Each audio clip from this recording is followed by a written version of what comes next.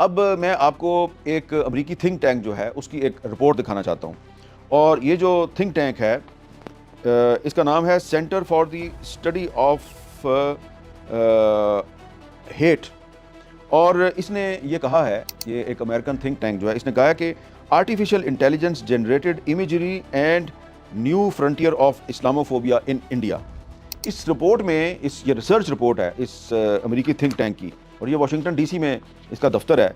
ये कहता है जी कि इस वक्त इनके पास, इस थिंक टैंक ने 1326 ऐसे publicly available artificial intelligence generated images और वीडियोस का इन्होंने मुआयना किया है, जो कि 297 अकाउंट्स से जिनको रिलीज़ किया गया। और ये तमाम के तमाम अकाउंट जो हैं ये हिंदी और इंग्लिश में ऑपरेट हो रहे थे और इनका ओरिजिन जो है वो इंडिया है।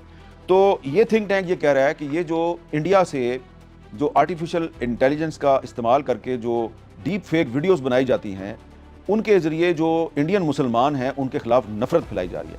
अब जो इंडियन मुसलमान हैं उनके ख़िलाफ़ नफ़रत फैलाना जो है, ये तो भारत की एक स्टेटेड पॉलिसी है। ये इंडिया में जो इस वक्त हुकूमत है वो ख़ुद ये काम करती है। अब अभी आपने देखा कि बिहार के जो चीफ मिनिस्टर हैं नीतीश कुमार, एक मुसलमान डॉक्टर जिसको वो के एक जॉब का यानी कि नौकरी का तकर्ररनामा दे रहे हैं, तो वो एक हाथ से तकर्ररनामा देते हैं उसको और दूसरे हाथ से उसका जो हिजाब है, उस खातून डॉक्टर के चेहरे पे जो हिजाब था उसको उन्होंने नोचने की कोशिश की, उसको नोच के उतारने की कोशिश की।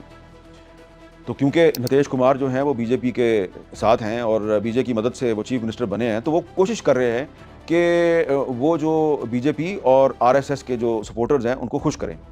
अब ये आरएसएस की भी एक स्टेटेड पॉलिसी है। मोहन भगवत जो कि आरएसएस के सरबराह हैं, वो ऑन दी रिकॉर्ड उनका ये स्टेटमेंट मौजूद है कि भारत में रहने वाला हर मुसलमान दरअसल हिंदू है। और बीजेपी जो है उसने ये भी एक प्रोग्राम शुरू कर रखा है कि ये जो भारत में मुसलमान हैं इनको ज़बरदस्ती हिंदू बनाया जाए। और वो ये कहते हैं कि हम पूरा जो साउथ एशिया है, यानी कि जनूबी एशिया में जितने भी ममालिक हैं, पाकिस्तान, बांग्लादेश, नेपाल, बर्मा, श्रीलंका, भूटान और अफ़गानिस्तान, इन तमाम ममालिक को वो कहते हैं ये अखंड भारत में हम शामिल करेंगे।